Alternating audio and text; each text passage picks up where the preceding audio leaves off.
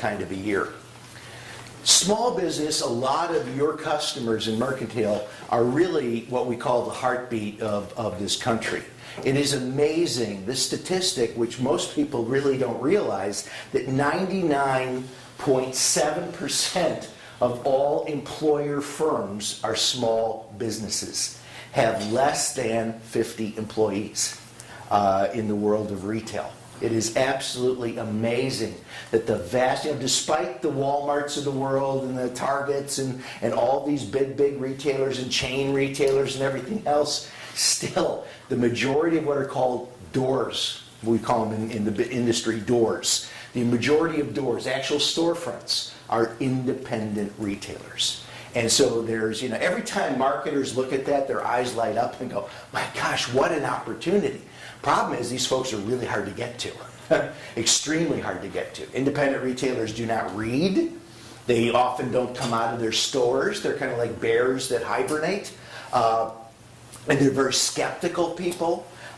Very, very tough market for a marketer to get to. And we've tried to help, for example, Microsoft over the years get into that particular market and get their software into that particular market. And it has been a very long, very tough sled to get in there.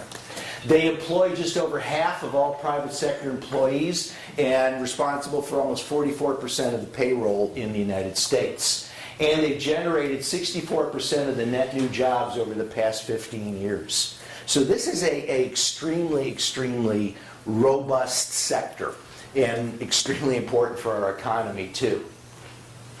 So what are we going to talk about today? We're going to talk about really three kind of components. We're going to talk about changes that are happening. And we'll see, and it really is frightening. I said it last year, and over this last roller coaster year, it's even more so. That we're seeing changes are just accelerating. We're going to talk a little bit about a few of those. And we're going to talk about how consumers are responding to those changes. How as human beings they are really changing the way that they interact with businesses. And that's a very interesting look. And then we'll talk about who's winning out there. What brands and what businesses are listening to the customer and how that really impacts the customer. They say that that's a Chinese proverb, but the Chinese actually view it as a curse. May you live in interesting times. And believe me, we are living in extremely interesting times today. And these interesting times are causing changes that are absolutely amazing. Again, I remember last year I introduced you to this concept, and I'll reintroduce you to it because I think it's critical. That's Lou Pritchett, by the way.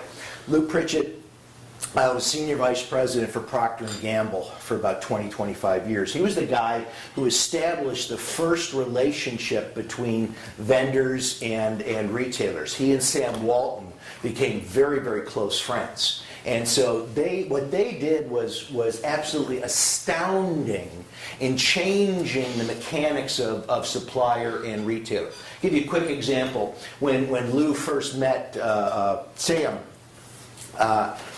Pampers Diapers, one of Lou's products, was turning in a Walmart store at 40 stock turns a year.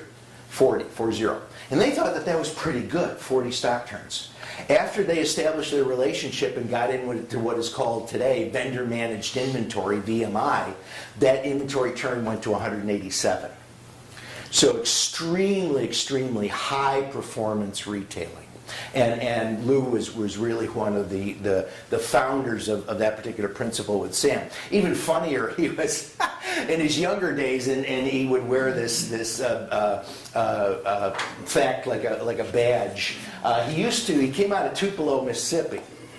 And he got transferred to Pittsburgh in his younger days. And this retailer in Pittsburgh said, I got this new P&G rep. I have a friend in Tupelo. I think I better call him and find out what this Pritchett guy is like. So he calls up his buddy in Tupelo and says, hey, I got this new rep called Pritchett. I understand that he serviced your stores, Tupelo. Tell me about him. How is he? He said, well, okay. If you ordered a carload of sons of bitches and you popped the seal and only Lou Pritchett fell out, you would not feel short-shipped. I absolutely love that story. But that's the way Lou was in his younger days. He was one tough guy. And he believed in this adversarial relationship between retailers and vendors. And then he got religion and understood they had to work together. Anyway, Lou's probably most powerful insight that he gave me was, he said, when the rate of change outside your company exceeds the rate of change inside your company, disaster is imminent. When you think about that, wow, yeah. If the world out there is spinning and changing, and we're not, we're doing the same old, we're headed for disaster. And that's what a lot of companies are facing today, is that the changes that we are seeing in the world, and particularly in the United States, are profound changes. They're changes that we have not seen before. We're seeing changes, certainly economic, no doubt about that. Our economy is changing. And I'm going to give you a little bit of what I call my insight into that in a minute. Our resources are changing. Demographically, we are really changing. Some of you may know I'm a psychologist. That was my background in my education. I'm a clinical psychologist and industrial psychologist.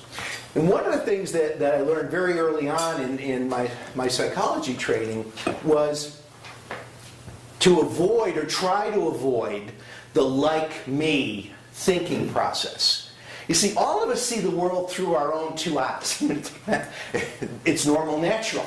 We filter everything through our eyes and our experiences. And in most cases, normal to us is the way we live. Even if we came from a really crazy family, or if we came from really... Normal is what we know. And so we tend to look at the world the way we see it. And even if the world has changed, sometimes we have a difficulty seeing that. And I'll show you in a minute what I'm talking about. That an awful lot of us, me included, grew up in America. It was about a husband and a wife and 2.5 kids and a white picket fence. And the demographics of our country was a certain way. And now, one of the things I'll show you in a minute, married couples are a minority in the United States.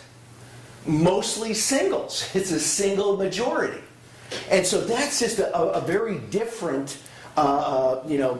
reality that is out there. So demographically, we're really changing. And demographics are destiny. They really do drive a lot of things in marketing. And then, yeah, big, huge changes in technology. And technology is changing and will continue to change our world like you would not believe. Most of you in the room are holding or carrying a smartphone. And what you may not realize is any smartphone in this room has got more computing power, more disk, more memory than all of the computers that NASA had on Apollo 13. One of your phones. One phone. More computing power than we had to put a man on the moon. I mean, it's mind-boggling that 20-some years ago, the technology that we had, we can look back today, and one little device. And believe me, in 2 or 3 years, that device is going to once again change the world. We're a couple of years away from simultaneous translation on cell phones, where you will speak English, they will hear Spanish or Cantonese or Polish or whatever. They will speak in their language and you will hear English. Imagine how that's going to change the world. And